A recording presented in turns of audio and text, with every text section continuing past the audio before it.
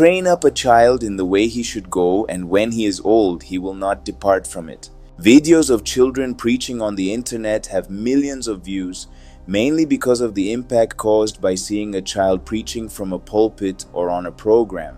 We all remember the child Nazareth Castillo, who appeared on programs and in churches, and for a season amazed everyone. After some time, he left preaching and dedicated himself to music. Most likely, preaching was imposed on him by adults and was not his own desire, since he was only a child. In this video, we will talk about other cases and how adult manipulation can lead a child to repeat things from a pulpit and distort the true meaning of preaching. Like a man's church to the man's church of Pentecost, Pentecost is what I do for the one Lord.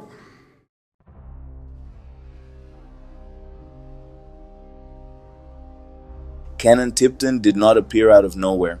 He was born into a deeply Pentecostal environment in a family connected to ministry. His father, Kanon Tipton, was a pastor at a Pentecostal church in Grenada, Mississippi, and his grandfather had also been a preacher.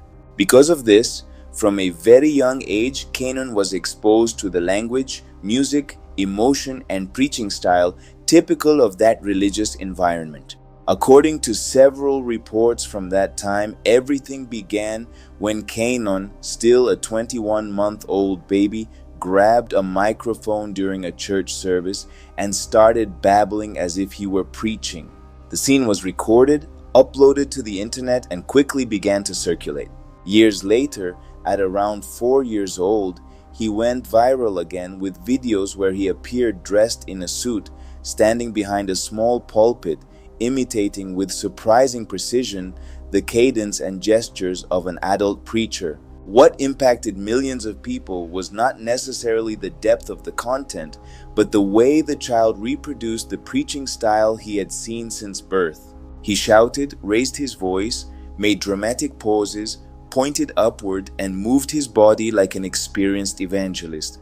For some believers, this was a sign of a special calling. For others, it was simply a child imitating what he saw in his church. Even his own father acknowledged that there was an element of imitation, although he also said he believed that the hand of God was upon him in a special way.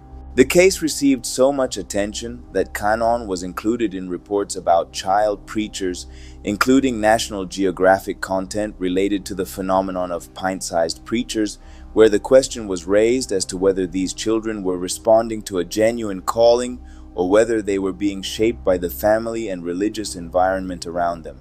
But the case also opened a serious discussion. Is it right to place such a young child in front of a congregation as if he were a preacher? Some saw it as something sweet and spiritual. Others considered it concerning, because Kanon was still not old enough to doctrinally understand what he was doing. The main criticism was that the church should not confuse stage talent, repetition, or emotion with true biblical preaching. Mississippi, where that Jackson is. Remember the Lord done for us. What is Kanon doing today?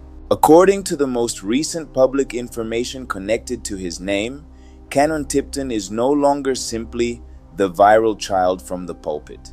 On social media, he appears to be associated with Grenada, Mississippi as a youth pastor in the youth ministry of the Pentecostals of Grenada, and also as the owner of a business called First Light LEDs. This suggests that although he stepped away from the massive viral spotlight of his childhood, he remained connected to the church and ministry environment. Biblical preaching is not merely emotion, tone of voice, or stage presence. Preaching involves understanding the word, spiritual maturity, doctrinal responsibility, and the ability to teach truthfully. Kanon's case can help us talk about how many churches, especially in certain Pentecostal contexts, sometimes confuse people's emotional reaction with automatic evidence of a spiritual calling. It may sound beautiful to hear some children speak about the person of God, but it is not their job to preach from a pulpit. That is the work of a man. a man who knows God because he spends enough time in prayer and at his desk studying the scriptures. What can a 4-year-old child truly know? It is an enormous lack of responsibility for a pastor to hand the pulpit to a child simply because he sees stage presence in him. Preaching is more than that, and it is an enormous responsibility. Tell us in the comments what you think about this case. Don't forget to like this video, subscribe, and turn on the notification bell.